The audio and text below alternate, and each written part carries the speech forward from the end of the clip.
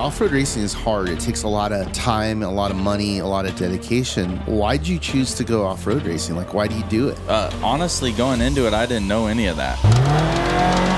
We didn't do a full prep on the car. They had no comms with us. And at one point, I'm like, we're going to finish or we're going to break. To go out there and get a win off of that, it was unreal. Got halfway through the last lap and the reservoir cap blew off the shock, caught the car on fire. It was pretty sick. Well, it wasn't sick catching on fire. But once we got that out, the car has never not finished a race. It has got a checker flag every single time we're first in the championship. There's a lot of people trying to come after us at the California 300. And now we know any day, anytime, we can go out there and be competitive with the top guys. I'm Matt Martelli. This is the Off-Road Racer Podcast, and I'm here with Brice, Justin, Allen. What's up, guys? How you doing? Good. How are you? Thank you for having us. Yeah, absolutely. It's funny because like we've got a lot of different racers that race with us, and you guys have been, very steadily moving up. And then you had that big victory at Parker, which is really cool to see because you've definitely been putting in the work. Yeah, for sure. We stepped up to big boy racing and we came to the limited series. And that's just all we've done. We haven't done any other series. We have a small series we do down in Plaster City, but we stuck with unlimited. We loved the racing, and yeah, Parker was a good one for us. Yeah. What was that like for you? I mean, did you guys know you had the lead the whole time, or did you come to the finish line and you're like, we got it? It was pretty tricky. I drove the first 2 laps, and then he hopped in and drove the last lap. And as a driver, I didn't like it at all, sitting in the pits watching it happen. He was driving. He kind of knew what was going on, but I had no idea till I got out of the car. He hopped in, and we had no comms. Like, we couldn't get a hold of him. We couldn't get a hold to our other pit. They couldn't get a hold of the car. So it was just watching the live stream, yelling at him, screaming at him. I don't know what was going through his head, but yeah, it was crazy. It was gnarly. I think we had coming into pit 3, the last pit before the finish. I'm like, do we get gas? The first lap we didn't get gas. We had like 5 gallons when we finished. I'm like, all right, I don't want to risk it. We got gas. And then when we were right there, our pit guys, you got to make up a minute. And we're like, okay, are we a minute behind? A minute? We didn't know. And so I just pushed. I mean, we have a live stream, and they had no comms with us. We couldn't hear anything. So we were talking through the live stream to let them know, hey, how the car is handling, what are we going to do? And at one point, my co-driver's like calling stuff out. I'm like, just call out turns, no cautions, nothing. I'm like, at this point, we're going to finish or we're going to break. And we ended up pulling into pit and at the finish line, and then just came across the finish. We kind of knew, but we didn't know until we saw all the family running up to us. And it was like, at that moment, it was unreal. It was one of the sickest moments I've ever experienced. Yeah, what was that like for you guys? Because I mean, I was there obviously, and it's one of these things. Like, as a promoter, like, I love seeing it because the funnest thing to me about this style of racing is, you really don't know who's going to win. Like, so many things have to go your way, and when you see somebody like you guys who's been doing the work, coming up, but hadn't really got your like big win yet, and then it happens right in front of us. It's pretty cool. Yeah, it was a pretty cool experience. Last year's Mint, the California 300, it was 6th, 7th finishes, and then going into Parker, it was just honestly woke up that day and I was like, I got a good feeling about this. We qualified 3rd in our class and then just started running. It was a really cool feeling to get like our first big win there. We'd never been to Parker. I'd never even been out there on vacation or anything. So it was all new territory. It was a really special place to get our first big win, and it was a huge deal for us and our team. So. Yeah, it was epic. I mean, we even went in and we didn't do a full prep on the car either.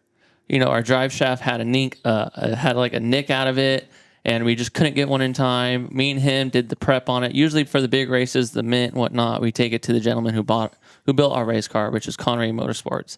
And we didn't have time to prep it. So me and him, we tore the car down and redid all ourselves in my garage. And to go out there and get a win off of that, it was unreal. It was. Do you think that knowing the car like that gives you an advantage? Yeah, it absolutely does. I would say I'm more the mechanic out of both of us. So when I'm in the car, I hear something or whatnot, it helps know in the car, especially his old race car. that we built together in my garage, it's a huge advantage of us knowing what to do, what we have to take apart to get to a certain part, or what's that noise. And the new Pro R, we are definitely still learning that platform as in a mechanical aspect. But with us doing it in the garage and in some of these races, it's definitely helping us on the race course. Absolutely. Yeah, no, that's really cool. I mean, I always think that gives racers an advantage if they're mechanically inclined. Yep. But you never know. Like I think that your head plays games, and you're like, wait, what was that sound? Right? Absolutely. And That's the good difference between us two is I hear a noise, oh well, it's gonna break eventually, or it's gonna last us till the finish line. And he hears a noise, he's like, what was that? Is that this? I'm like, I don't know, and I ain't gonna worry about it till something bad happens. yeah, no, that's cool. Well, so how did you guys get started in off road? I mean, we were talking earlier, like you live in Santee, you work in El Cajon. That's kind of like the Cajon zone. Like it's funny because like everybody's like, hey, what sports are you into? And obviously off road is one of the primary ones. And then they're like, well, where are you from? And I'm like, well, El Cajon. You know what I mean? Yeah. Growing up, we were always in the desert. During desert season, we were at Glamis. During river season, we were at the river. So we grew up in off road our whole lives in sand cars and quads. Funny enough. And then we started, once Glamis became Crazy Town, we went to the hard pack. And then I've always wanted to race, but I was always told I couldn't because I lived at home. Well, I moved out and I had a had a stock XP turbo car. And I said, you can't tell me not to race anymore. I don't live at home. And he wasn't on board with it. My parents, my fiance, no one was stoked about it. I had to buy his race suit just for him to come racing with me. First race we go out there, we got like third, and it's Plaster City, so it's rough out there. Really rough. And we got third on like a bone stock car with a cage and like these homemade window nets and metal I bought from Home Depot to make the number plates. And after we finished that race, it was just all in. We got a race trailer. That way, it was just more comfortable for the girls. And that's pretty much it. We raced that car for 2 years. Yeah. Fully rebuilt it to go racing. It wasn't a race car at all. We did that, and it just sparked from there. That's cool. And you guys, I mean, I noticed from the races you've done with us, like your whole family's out there with you and some friends, right? Yeah, that's the special thing about it for us is, we're brothers. We have another brother. Our brother-in-law is our co-pilot. All the wives are in the trailer. Parents, we have family fly in from the Midwest to come out to these races. It's a big deal for us to have our family there. That's why we do it. We all enjoy it. My uncle from the Midwest sits with his headphones on and his iPad watching the Star Stream the whole time. Having our families there a big deal, and that's the main reason we do it. It's just it gives us an outlet to be together and have fun, and it's a really big deal for them to all be there. Yeah, that's cool. It's not even on race day either. Like after the races, the race car comes back to either of our houses, and we have our wives, girlfriends, and even our dogs are in the garage. Just we take it off. The girls are labeling bags. I mean, it's a full family thing from start to finish. It's not just race day, so it's pretty epic to be out there and just be us. So it's pretty great. So yeah. What's that like? I mean, obviously, you guys, we were talking earlier. You work together. And you race together, right? So, what's that like for you guys, that dynamic between the two of you? It's pretty tricky. At work, he's my boss. And then we get home and working on the race car. And, I got to remind him, hey, you're not my boss right now, all right? Like, calm down. But I wouldn't have it any other way. He's my best friend. Like, we don't have friends, we have family. So it's like at work, at home, no matter what, we're just doing stuff together. So it definitely helps in the car too. He knows, hey, you're driving over your head, or he knows me more than anyone. So he can tells me what to do pretty much, so it helps out a lot. We have a great relationship. So yeah, we, especially when I'm driving, he's the co-pilot, and I'm still learning that aspect. For the first 2 years, I was his co-pilot. And with the new car, now we switch off every race. And if it's the Parker, I do one, he does two. The Mint, we all switch off now. And so I'm still learning him being my co-pilot. So there's a couple times we both yell at each other. And recently we just put audio to our live stream. Yeah. And that was a very big nervous part for us because we're always yelling at each other. Sure. And it actually helped. Yeah, I think it's definitely... There's some sections where it's like we yell at each other and then it gets silent for 30 seconds and you're like, you still got to talk to me. You still got to talk to me. But so. it's great. I mean, personally, I'm driving, he's driving. We don't even talk sometimes. It's just like he knows we can read each other's minds. And it taking that to the race course is it helps us out like crazy. Yeah, well, I think people who have never done an off-road race, like it's like this roller coaster, right? Yeah. And it has super intense moments and then super calm moments.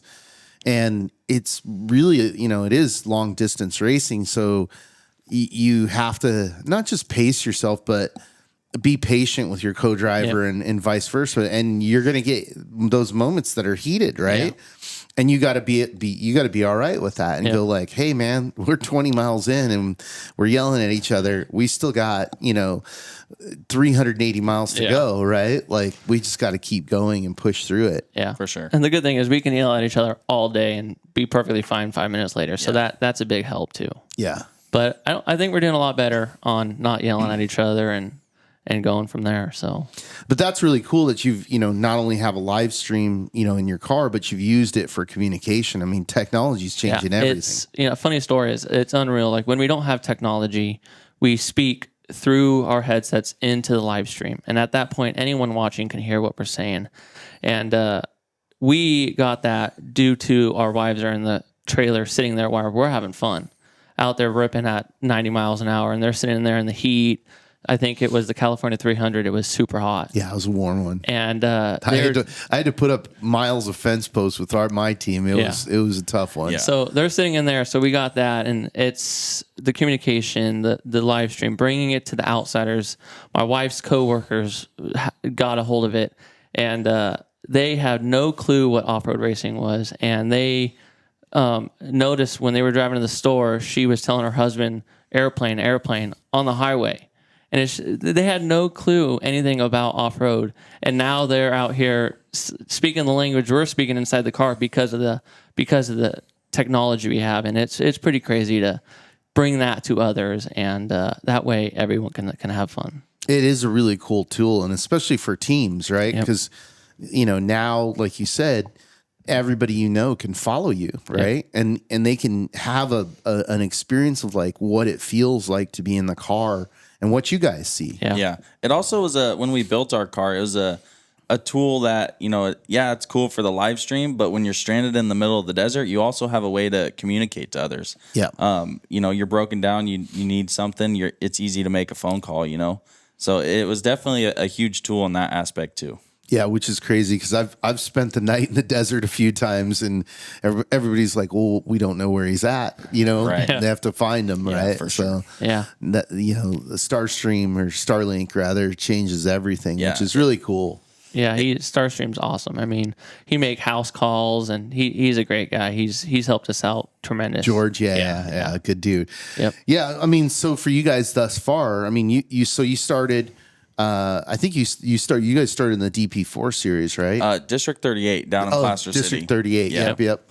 So nice. it was just I saw some YouTube videos. It was at the time $120 to enter a race, and the car we had wasn't legal for any big races. So I'm like, we're gonna start here. That's a great place to start racing for sure. It's cheap, easy to get to. It's an hour and a half from the house, and it was just definitely the best place to go to learn, rather than dumping a bunch of money into a car to go race those bigger races. Yeah, that's fun, but we wanted to have the experience going into that, so that District 38 down there was we spent 2 years down there. We still try and go down there. Last year we won the championship for the 2000 class, so it's just a fun place to go. It's way less stressful than going to the Mint, way less expensive than going to the Mint and stuff like that. So it's just nice to go out there. Your car doesn't have to be fully prepped. So right off a race, the California 300, we went straight to District 38 series. It's just a great place to go to learn. Yeah. I think that's the best way to do it, just so that you can get acclimated. I think that as much as I want people, just show up and do it and swipe your card, right? I also want people to have a good experience. And part of that is, getting your base of like, hey, I know what I'm doing here, right? And so I think that the district races, DP4 series, more Snore, like all those, kind of grassroots series are really great for that. You know? It definitely was a huge part to our program. And even now, we'll do a full prep on a car and we'll go race one of those races. Last year's Mint, we had a brand new car we'd never driven. We've never even sat foot in a Pro R. We went out there and broke 3 axles in our first race the 2 weeks before we're leaving for the Mint. And it's just like a great place to go testing too. You know, it's $100. You can't go wrong for that, So it's definitely a great program down there. Well, and Plaster City is gonna show you where the flaws in your car are. Oh, right? yeah. Exactly. It's not forgiving at all. Not at all. And that's what's nice. They run Plaster City Superstition, but it's also that's where we test too. So a race course is our test loop or something. So going out to the California 300, everyone, it's so rough. I'm like, you haven't been to Plaster City. Then we got to the finish line at the California 300, and I don't remember who it was, but they're sitting on their tire. They're not having fun. They were, damn, that beat us up. And I'm like, we just looked at each other. We're like, let's go again. Like anything compared to Plaster City, it's smooth. Yeah, 100%. I mean, Barstow, the front section, there's definitely rough sections of it. Yeah. But that course in particular had a lot of like technical kind of I wouldn't say resting spots because you're busy, you're driving the whole time, but it's a really good mix of different course styles and different terrain. The California 300 was a fun race for us. Like you said, it's more driving and not just 100 miles an hour down a straight road. Our car doesn't go over 100 miles an hour. So it's like some of those race courses, those guys are just doing 110. The California 300, you had to drive the car, so we liked that course a lot. Yeah, that was one of my favorite courses. Yeah, it's funny because like we like it, obviously, and it levels the playing field, right? You can't, go buy the big engine and buy the win. You've got to drive to it. You know what I mean? Like there is no like, hey, we've got all the new snazzy stuff, and we're gonna, like you said, especially in the UTV class, like when you get into the open class, there's guys out there that have a lot of horsepower, and they're above 100 miles an hour in the straight sections, and we want to we want to even the playing field as much as possible, right? So really, guys like you can win and, put pressure on the factory teams and stuff like that. That balance is important to us. Yeah, and that's how even the Parker race, it was wide open, but there was also some twisting, turnies, and some sketchy moments. But Parker was a fun race course too. That's one of my favorites so far. So yeah, Parker was wide open, but also a little bit technical in some areas. So it helped out a lot. Yeah, Parker's I love that race course because it's got its own style, right? Sure. Like it's fast, it's it's rutted, there's a few rough sections. It's a little tricky because like you're going so fast, for such a long time, and then you hit these spots where you got to check up or it's over. For sure. Right? So The Jeep Trail. For the Jeep example. Trails. Yeah. I've donated a lot of tires right there. Sure. So and just not being disciplined, like, hey, you got to go from 90% to like 40% to get through that. And it's hard. You want to go fast. You want to go charging through there, and you're going to earn flats if you do that. Yeah. That's what at Parker. That's where he kind of figured out I need to go. So when I was doing the second lap, I'm taking the pace way down, and I see him on the live stream. I'm like, oh, I couldn't do that right now. I can't see in the dark either, and it was stressing me out. But he ripped through there, so it definitely helped. Yeah, no, that's really cool. Out of the races that you've raced thus far, is there one for you guys that's like your favorite? It's hard not to say Parker, just because we've won it. But last year's Mint was fun. This year's Mint was a little more rough because I drove the last 2 laps. But for me, it's definitely Parker. I like the technicality of the California 300, but because we won Parker, it's definitely my favorite. I would probably say the California 300. You definitely had to drive the car at that race, and there's nothing better than driving the car on side of a mountain, and it was probably my favorite was the California. Yeah, no, that's cool. It's interesting. I ask this question a lot. Like, you guys are busy, in your daily lives and work and stuff like that. And like, let's say normal people come home and crack a beer and put their feet up or do whatever they do, right? That's not what you're doing. Like, why off-road racing is hard. It takes a lot of time, a lot of money, a lot of dedication. Why'd you choose to go off-road racing? Like, why do you do it? Honestly, going into it, I didn't know any of that. You see it and you see all the big dogs, but you don't really know what goes in it behind the scenes. So we started racing that car, and it broke way more times than it didn't break. So we quickly learned this is expensive. You don't get to sit on your couch after work. That's not who we were anyways, but it's like you get home from work and you're working on that car until the next weekend, and then it's going to break or you're going to finish, and you still have to do all that work again. So we learned really quickly it's a lot of work and it's a lot of money. But, that's what, like you said, you sit in the garage and drink a beer and work on your car and then go to a race. Yeah, I like it just because instead of sitting on a beach, spending my money drinking on a beach, now I'm out in the middle of the desert racing an off-road vehicle, and coming home after work in the garage. I mean, there's nothing better than that, than just getting dirty. My wife's out there hanging out. That's what it's about. So yeah. It's funny. It's like, I think that people are wired a certain way, Yeah. And like, I know from, me and my wife, like one of the first real vacations we took when we were younger was, okay, we're going to go to Hawaii. It's going to be great. Right. And, we're going for a week because that's what you should do. Right. Yeah. Well, about day 2, I was like, hey, I can't sit on a beach. Like, this is boring to me. Like, right. Yep, beautiful. Got it. We have to go do stuff. Yeah. Right. And then from that point on, it was like, we did everything that you could possibly do. And then there were still 2 days left. And I'm like, okay, we got it. Like, and it's funny because we have, we do those vacations once a year on a beach or whatnot, because we have to. But we go, we have other family that's what they do. They go to the desert and stuff like that. But, they go to a race and it's just not as enjoyable for them as it is to go sit on a beach. And it's just, you're either in it or you're not. Yeah. So it's pretty funny to watch the difference. But now, since you guys have started racing, have more people from like your neighborhood and friends and family kind of been, like, hey man, we want to get involved, or we want to follow you or whatever? We've had a couple people, his brother-in-law, they've been in off-road, but we have our like core group that just does everything.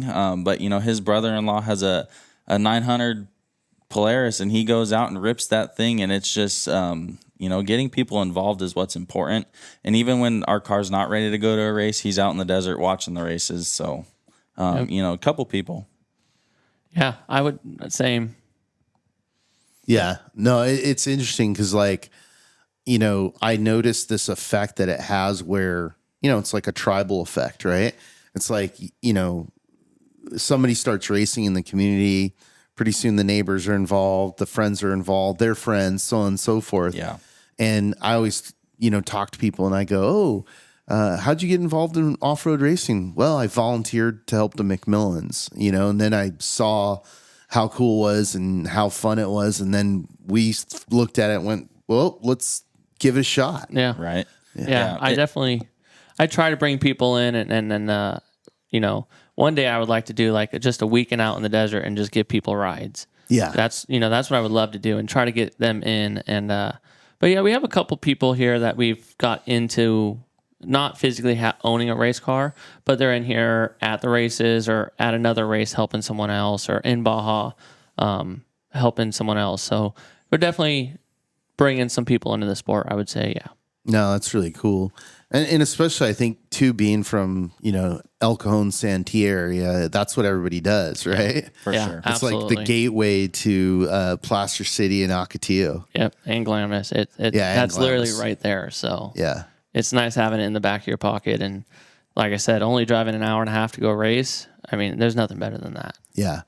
So, your win at Parker, did that kind of give you guys the, confidence to, look at the races and go, okay, we can do this. Like, we're not just, a top 10 team. Like we're a team that can win it. Yeah, we definitely, last year, first race, the Mint with the new race car, we just went in it to finish, have fun. Then I think it was the California 300 we went to. We prepped the car fully, went in it, and we did really good there. Not podium, but we did really good. And then we showed up to the Parker, and I think me and him were just said, you know what, like let's just do it. We got to go for it, right. And we did.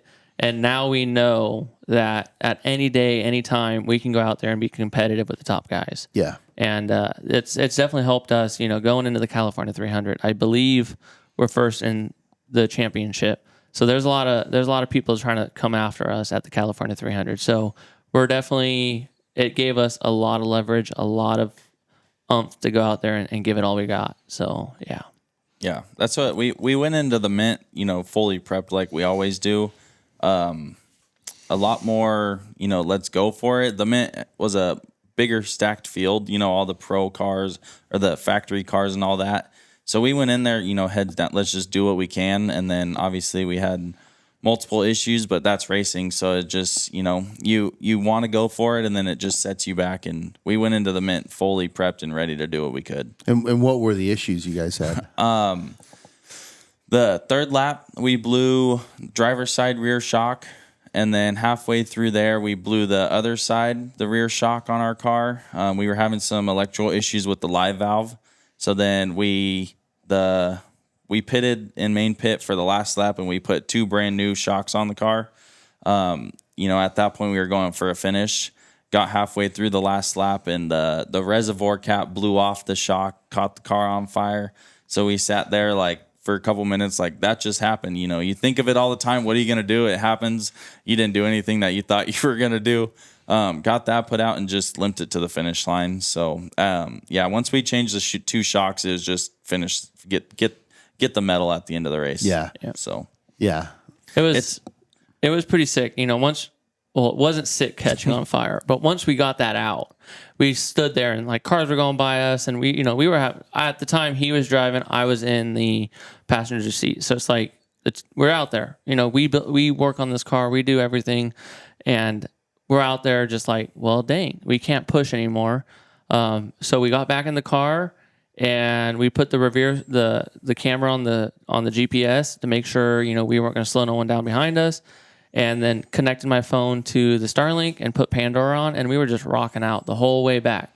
And that was pretty unreal to have happen to us, because if it was going to happen to anyone, it's going to happen to both of us when we were in the car together. And it was just, with the lights on, cruising down the sand washes and just jamming out. We actually were taking song requests through the live stream.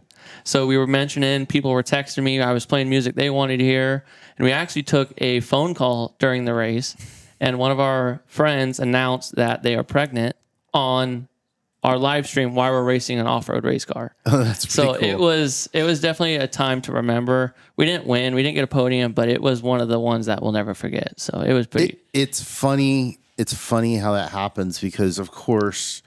you want the memories, the good memories, to be those wins. Mm-hmm. But some of my best times I've had and stories I could tell is when I broke in the desert, we got stuck, and we, everything went sideways. We had, some Mexican farmer helping us in Baja, and, just the adventure part of it. Right. Yeah. And then I think a lot of it is mindset. It's you're disappointed, but then you're all right, here we are. It's beautiful. Yep. We're in the, it's a beautiful day in the Mojave Desert. And, what else do you want? Exactly. Where we're not, in front of a cubicle, in front of a computer. You know what I mean? It's a mindset thing of you're all right, cool. Now I'm going to just kind of smell the roses, right? Exactly. You look at all the cactus and the animals and the mountains and all that stuff. Yeah, that's what, going into the Mint, it was a stressful week. We went testing the week prior, didn't like what we found in the transmission, so we got a new transmission in the car, tested on Barstow on the way to the race, and then it was just one of those races. We had a lot of pressure off the win of Parker going into the Mint. knowing to get a win would be difficult, but we went in there, and once that happened, yeah, it sucks. You don't want that to happen at all to anybody, but it happened. And like he said, we just kind of sat there, and it's like, you can't do anything about it. So we're going to enjoy this moment. So it was definitely an unforgettable moment. Yeah. So, Yeah. What about some of the other races? Have there been races that you just, you had experiences at and you were just like laughing about it, The one that doesn't get talked about a lot, we built this badass Pro R race car, and we go out to our first race. We tested it, went out to our first race, and like 3 miles in, we're battling with like Wayne Matlock or somebody out having fun, and we blow an axle on our car, and you're like, well, shit. The people who paid for this, and we're sitting there like, we just did all this for an axle, and then we put a new one on, never changed an axle on that car, and then we go another 30 miles and blow another axle, and it was just, you're sitting there like, this really happened right now. It was one of those moments you're like, well, you learn. I know how to change an axle really fast now. So yeah, that was one of those moments that was just like, wow. So was that a district race? That was a District 38 race, no pressure, and it happens. We learned what the issue was, we solved the issue, and went from there. For you guys, individually, like, what's your favorite part of off-road racing? Honestly, the community. It's talked about a lot, but we go to these races, and like we've said, we have our family there. The week before the Mint, we needed a transmission. No one had it. Someone knew had a transmission, gave it to us. We ordered him a new one, but he's like, yeah, I'm not worried about it. And it's like, you sit there and you're like, this guy just gave us a transmission, like, you're thinking about it. And then at the Mint, I don't know who it was, they needed a shock. Well, we carry a spare set of shocks, so we lent him a shock. And it's like, it's just the community. It's definitely not like anything else I've seen before. Even just at the desert camping, everyone's just, it's a big community. You get the one-off people that aren't too friendly, but anything other than that, it's a pretty great community. Yeah. I would say the community, there's nothing like it, going out there, being competitive, seeing everyone's social media, and then getting out there, meeting them. I don't know the name, but there's a very young girl who is racing, and she came out of nowhere. And I think it was at the Parker, and she asked to put a sticker on our car, and she put a sticker on the car. And now she's like our biggest fan, and she's the cutest little thing. I think her and her brother race. Yeah. And it's so great to see them. We met at the California 300. We were pre-running. We met a gentleman out there, and now he's making some stuff. And he's like, hey, I'm going to ship you some. It's so great to see everyone. Everyone knows who you are, and everyone's just so friendly. Yeah. And like you said, you would do anything for a race. Like at the Mint, like he said, we gave someone a shock. Some other person came up to me. He's like, you just give out shocks? And we're like, yeah, we'll make it up somewhere. Or they're going to find us, give it back or whatnot. It's literally all about the community on race day and prior and leading up to everything. So, yeah, off-road culture, I think, breeds a different level of camaraderie, because I think part of it is, if you've been in that position, you know how bad it sucks, right? And you're like, oh man, like you can look at people going through something and feel it yourself. Yeah. And if you're standing there and you're like, I have the solution, you just want to walk over to that guy and go, here you go, buddy. You know what I mean? Absolutely. Sure. That was us, when we blew the axles on the first race of our new race car at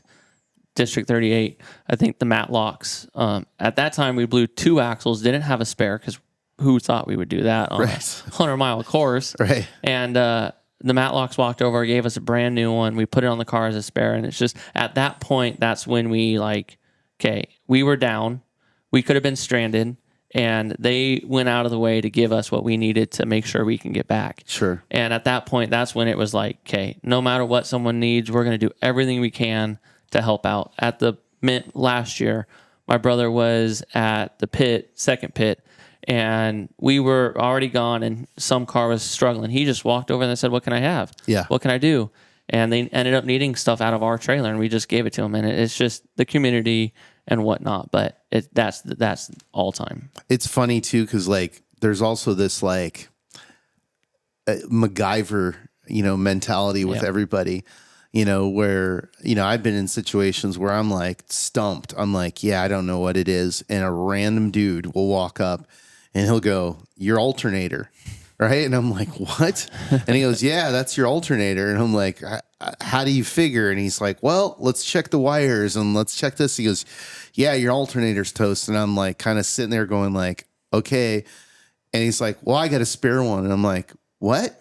Like, okay. Right. Yeah. And he's like, here you go. And, and then I'm like trying to pay the guy. And he's like, no. Like, he wouldn't even let us pay for the alternator. Right. Yeah. It's great. It's great. Yeah, no, it is a pretty cool community. So, obviously you guys are going to keep racing. What are your plans? I would say we're just going to continue doing unlimited. We are definitely, I think we are first in the point. So we've got a lot of weight on us. We're going to prep the car. We're getting some new shocks for the race car all around, front and rear. Change some things up on it, and we're going to race. We take race by race. Sometimes, like, we haven't even touched the car since the mint. It's still in the garage, dirty. Yeah. We just haven't Fire retardant on it. Yeah, we just haven't had the time to do it. Sure. And October is going to be, that's just one race at a time. So if, we always accept new sponsors. That's always awesome. Yeah. But we're always out there reaching for new ones, and we're just taking race by race. Yeah. That's all we could do. Yeah, no, that's cool. Yeah, going into the California 300, head down for that, and then that's kind of near the end of the year. So once that happens, we want to do a couple more races a year. That's the plan. Just where and when is the issue. Mm-hmm. So California 300, head down to get that one. After that, we'll regroup, assess the car, make some changes, and then start the new season next year and go from there. You think you'll do some district races in between and kind of shake it down? Yeah, we usually like to. We'll do a full big prep on the car and go race a race. And if the car's in decent condition, we'll slap some new axles on it and we'll go run those races down. We usually, don't do much to the car besides some axles and, some tires or something. But we go out there on what we have and just have fun. Those races aren't. Last year we wanted a championship in it, so we got that finally after 2 years of chasing it. And then, but those races are far less stressful. Go down there, have fun, and just enjoy it. So yeah, I think like at the Mint, we blew 4 rear shocks, caught on fire, and we bent a bar underneath the transmission. And our new shock should be here hopefully by the end of this month. So we're gonna wash the car, put new axles on it, bend the bar, and we're gonna go drive the car. I think there's a District 38 race in May something, and we're not going to change nothing on the car. We just put 400 miles on it. We're going to put 4 new axles on it, new tires, and we're going to go race it and push the parts to the limit and see what we could do. And also, we use those as like testing as well. So we're definitely going to hopefully race the next District 38 with the new shocks and just fine tune it for October. Yeah. So what is your setup on your race car? You guys, what tires are you running? What wheels? We're running Raceline wheels. They've been a part of the program since we started. Wheels, Raceline. Tires, we run BFG. Since we started, that's been one thing we haven't wanted to change. Just we've ran 2 seasons on them, well over 2,500 miles, and we've had 1 deserved flat. So they're proven, not sponsored or anything like that, but that's what we try and run on our car, the parts we know that work best, even if we're supported or not. So BFG tires, Baja Designs lights, just a stock Pro R. When we built the car, we wanted a Polaris. We're big Polaris people since they came out. So we built a Pro R. Ryan Connery built the car. We got Lone Star all suspension. Lone Star suspension, front and rear. Fox live valve shocks. We switched over to some new shocks from SDG that we're waiting on. So that's a big step for our program that hopefully can give us an advantage that we've kind of been working on for 2 years with this new car. Sure. Shock setup is so important. It's super important, and it's been great what we've had, but now we're kind of in a moment where we're overdriving what we have, and we've just been chasing our tail. Yeah. So we finally made the leap over to them. We're really looking forward to that. Yeah, SDG knows their stuff. I mean, I've known both of those guys for a long time, and they definitely know their stuff. And that, it's really crazy how car setup works, because if you can struggle for years trying to figure out setup, and frankly, you can never figure it out. Right. The knowledge base is so small that if you don't have somebody like SDG, get you to that point, chances of you getting the car to work as well as everybody else's that's utilizing their knowledge, or one of the other shock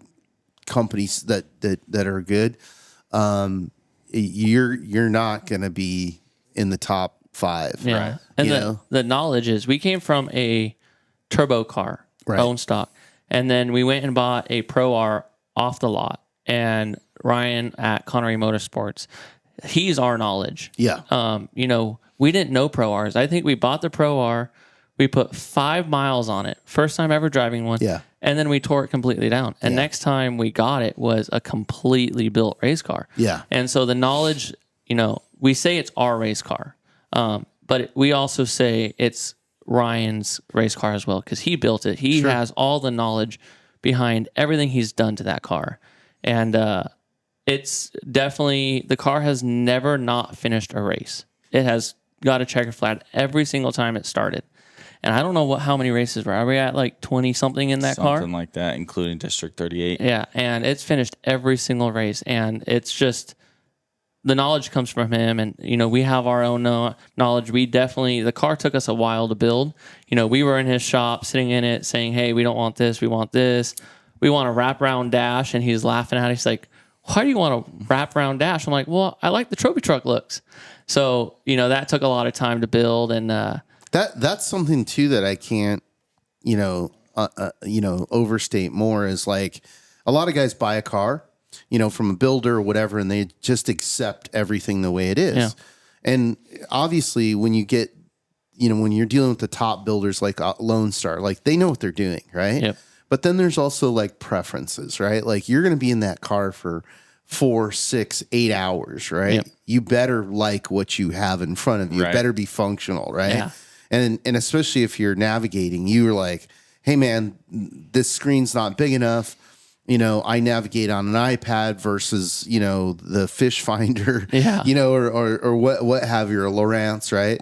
And it's all personal preference. And those are things you got to set up, because, I don't think people understand, like, it's one thing to go on a pleasure ride and be like, oh, it's all comfortable. Yep. But then when you're racing and you're chafed and you're hot and you're sweaty and, you've lost, 10 pounds of water and everything hurts and you're getting the crap beat out of you, that your setup needs to bring you some comfort and some familiarity, and it needs to be functional for you, right? It definitely took us some time. His old car, we built it to have a bunch of gadgets, and he could touch everything. When he was driving his old car, he could touch everything. The new race car, we're like, we need to simplify this. At the time, we didn't know. We wanted fancy. We wanted all this. At the time, we didn't know that. Yeah. Now the new race car is, all the driver has is a steering wheel and the key to turn the car on. Right. And, also Ryan had a height difference between us. It's not just one person driving this car. Right. We switch every race. So he's taller than me. So every time he gets in, Ryan had to build this car for pedals, steering wheel, height, everything to match 2 different drivers. So it definitely, I think they might have got a little annoyed of us in the shop a couple times, visiting there every month. But at the end of the day, it turned out to be one badass race car. That was one of the things as UTV started to develop that drove me crazy, is where all the readouts were placed, right? Because I want to keep my eye line high and looking forward, right? Yep. And then there's a highlight juxtaposition between what you see in the cabin shadows and what you're seeing outside that's super bright, right? So then you're like, you look back at if you have to look down at a Speedo or GPS or whatever, you're not looking forward, right? And when you're really pushing, it's like you got to be focused on looking forward. And so there's all that stuff that's some of it's personal preference, some of it's just straight practical, Yeah. you know, and steering wheel placement and, you know, all these different things. Like I've driven other people's cars and like the steering wheel is too far out and I'm getting my, you know, I feel like an old man. Like, I'm like, why do my elbows hurt? You know what I mean? Why do my shoulders hurt? That was the benefit of Ryan building our car is we got to sit in it. We got to, you know, do whatever we wanted realistically. And, you know, he built this car and we sat in it and I'm more broad shouldered and I'm like, I need this bar moved down. He's like, okay, moved it out, you know, seat, steering wheel, all that. It was definitely an added benefit to go over there and look at it. And, you know, Ryan knows what he's doing. So it helped out a lot. And like he said, we wanted all this fancy stuff. He's like, no, you don't. You don't need all that fancy stuff. You need, you know, you need it basic and working just how it should. So. Yeah. That was great because like we would tell him what we want, what we've seen. We sent him probably over 100 photos of race cars and all these, and we would do something where he's like, I'm not doing that. I'm not doing that. And it was great because that's what we wanted. Right. We don't want someone to say, hey, okay, I'll do what you want. No, because it all proves to his knowledge and everything. We got a race car and it's put us on top. And it's finished. It's a funny thing, right? Because, you know, especially people who grew up going to Glamis, right? Glamis is style. Yeah. Right? And it's very closely tied to boat culture to the same thing, right? They're like, get the big fancy boats, got to be all painted, custom. Yep, right. You know, look at the console and the modules and all like the whole thing. And like you said, it's got to have the bitchin' wraparound, readouts and everything, right? Yeah. And then you get to a race car and it's like, no, a race car is like this bone stripped down. Yeah. You don't need anything fancy. You know, you've got tubing sticking out. And to this day, I see it where, you know, guys come into racing and I'll pick on Bruce Beanquist, right? Cause he's a good target. Like, you know, he had these beautiful cars, just beautiful. I mean, they look like spaceships, all carbon fiber, like all this kind of stuff, man. And they're fast, right? But he's also braking. He was braking quite a bit. And it's like, it doesn't matter. Like, you think the Mojave Desert cares about how cool of a car you have? Yeah, it doesn't sure. care. And that's how we were raised, fancy sand cars, boats, and all that. So it's like building this car. It's like, yeah, we want that. And like we said, no, you don't. You don't need that. You don't need that. So The one thing he did give us was the wraparound dash with the co-pilot. That was, you know, we see the trophy trucks. We've never been in one. We've seen them up close. And that was like, as a co-pilot, I'm like, that's what I want. I want to, you know, it's not a full wrap, but it definitely feels like you're in a cockpit. And that's the one thing he definitely gave us and whatnot. So it was great. It was, yeah. Nice. Yeah. It's interesting because, like, you know, you have builders like Mark Holes, right? And he came from quads and then, you know, dirt track racing where he's at up in Seattle or north of Seattle. And you look at his cars and it's like, they almost look unfinished. You're like, dude, where's the rest of the car? Yeah. And he's like, that's it. Yep. And, you know, it's that horsepower to weight ratio as well of like everything you add to that car, you're not getting more horsepower. Yep. So you gotta know that, you know, the engine restriction is the engine restriction, right? And just because you just added another 200 pounds doesn't mean you get another 20 horsepower. yeah. So you look at the cars that are super stripped down, like Phil Blurton's car, man, that thing is like still running stock parts and doing all this stuff. And, you know, he just went down and almost won the San Felipe race, right? Yep. Right. So, you know, you've got to make sure you understand that everything you're adding to that car weight wise is a disadvantage. Yeah. Yeah. We're definitely, I would say we're on the heavier side. We got a Pelican case up top with a hub, rotor, all that. But our car is bone stock besides the Lone Star suspension. Everything on it is bone stock. Polaris you can go buy. And, you know, that's what we wanted. We wanted to be, if we broke, I want someone to be able to give us a part out in the middle of the desert. Say, hey, here's a stock, not trailing arm, but here's a stock alternator. Here's this, here's that. So everything is stock, but we are definitely on the heavier side. Yeah. We got a lot of tin on the car, and Pelican case just with some random stuff in it, which, you know, we've never needed, knock on wood, but if we take it out now, we're going to need it. So we're like trying to find the happy medium, that's the one thing going into next year is we're going to see what we can do to get the car down a little bit. Yeah. To get a little bit more speed. Cause I think that's where we're going to pick up a little bit.